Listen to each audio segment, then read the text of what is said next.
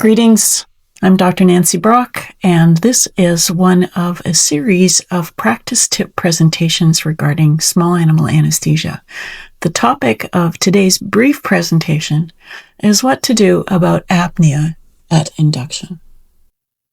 First off the bat, I want to reassure you that when a patient stops breathing at induction, so you've given your IV drugs, you've rendered the patient unconscious, you've placed the endotracheal tube, you've connected the patient up to the breathing circuit, and now you notice that the chest isn't moving, or if it is moving, it's barely moving.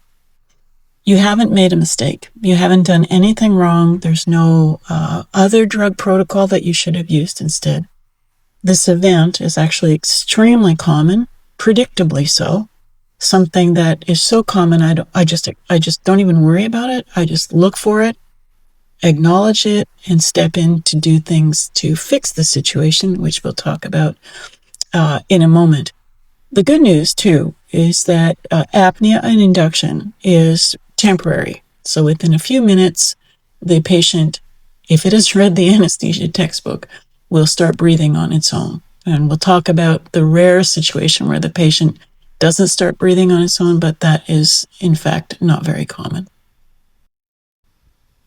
You might wonder why patients stop breathing at induction, especially since they're breathing before you start to induce anesthesia.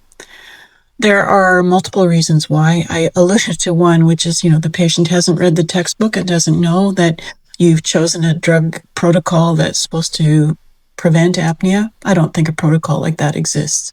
So you've got individual patient variation. You also have the rate at which you administer your induction drugs. So when I speak about induction techniques, I recommend that people go slowly, inducing IV with a drug volume that is intended to be administered over a few minutes. And you have to remember that oftentimes the pre-med involves an alpha-2 agonist, and that drug will slow circulation down so that your vein-to-brain time, the time it takes for the drug to actually reach the brain after you've injected it into the body, and then do whatever it's going to do in the brain, can take longer with a dexmedetomidine or a medetomidine background than if an alpha-2 is not present. So I often recommend that you give yourself a minute, at least 30 seconds, and oftentimes a minute between bolus doses of your induction drug. And it's usually a quarter of your calculated volume that I suggest that you start with.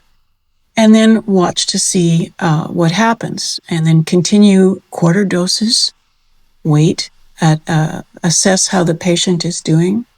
And in that way, you will give only the amount of drug that you need to give to render the patient unconscious enough that it will not become agitated or responsive when you open the patient's mouth and you place the laryngoscope at the back of the throat, because that can be very stimulating.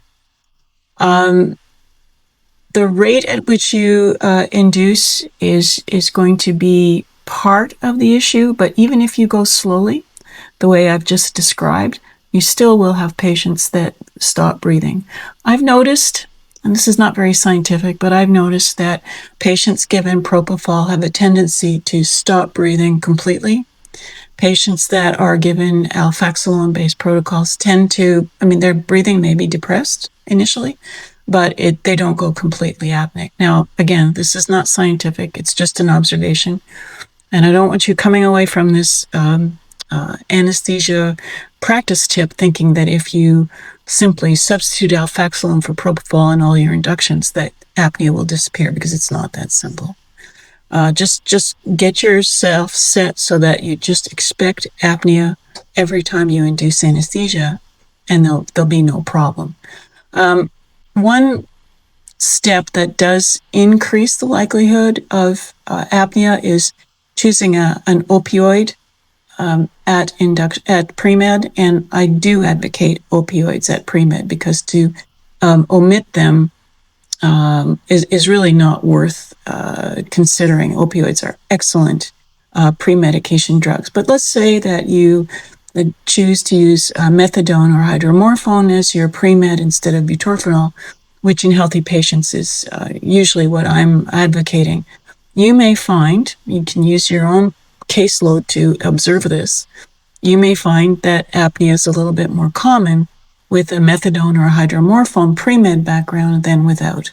Again, not guaranteed, but there's a little bit of an effect of the opioid on breathing when the patient is going from awake to asleep.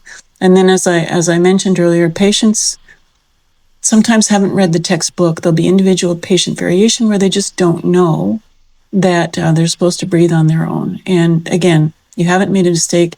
You haven't done anything wrong. It's just a fact of life.